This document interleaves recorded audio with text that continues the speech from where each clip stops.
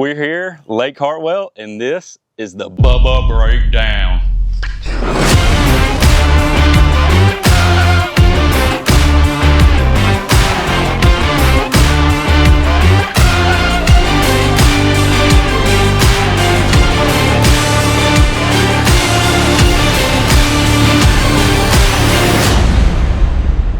All right, this week, Lake Hartwell, it was all about the herring deal for me.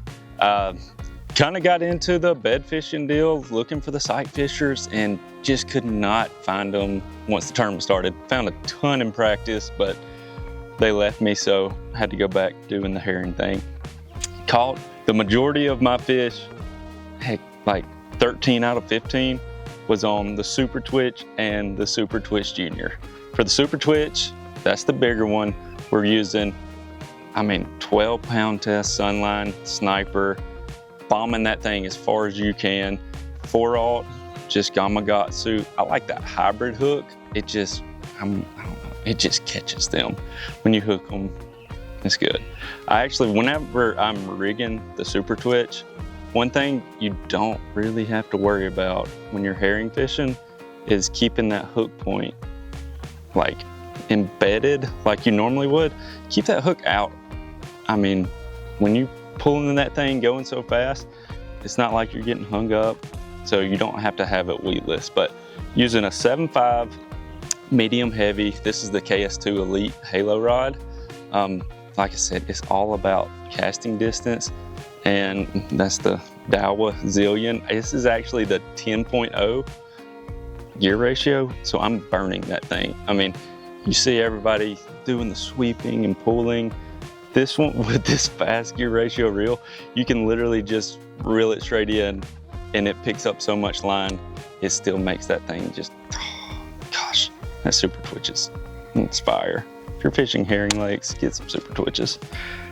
This probably ended up catching the majority of my fish on this. I don't know what the ratio was between the Super Twitch and the Twitch Junior, but it was like so calm, and those fish were,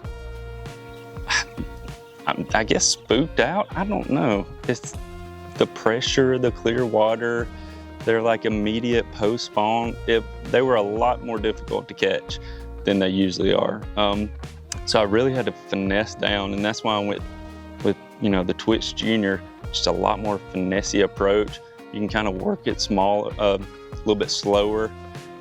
Had to throw it on the spinning setup just to be able to get it out there. It's such a light bait. It's a 1-aught, it's the B10 Stinger hook. It just fits that thing so perfect. Leaving it out exposed, not getting hung up, but using my BB series scoping rod. That's a 7.1, it's like a medium light action. The Sunline SX1 braid. 10-pound test, 12-pound test, not sure on that one. I think it's the 12. And then 10-pound leader, that Tornado V-Hard leader by Sunline. That stuff is legit. But that was the setup on that. Probably caught the most fish on this, to be honest. And then day 3, I caught 2 critical fish on the drop shot. And this is the new from NETBAIT. It's the Hex Tech. It's the new finicky lineup. So this is going to be more of a finesse presentation, or finesse style of baits that we're coming out with NETBAIT. It's the bait fuel infused, all that good stuff. And that's the kicker right there. That little tail has that little, like the prop duster tail. When that worm's going down there, it just, little helicopter action. It's pretty good. But that's the drop shot setup.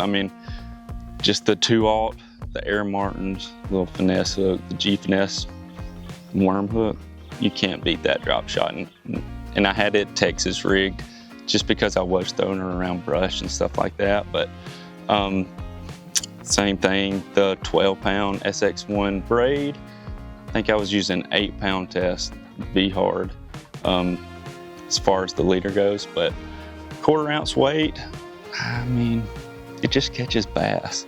And it actually 2 big holes on day 3 on those fry garters. So that was super key. But same rod, scoping rod, this thing, that's why I like it so much, is you can do so much with it. I wasn't throwing the minnow or anything like that.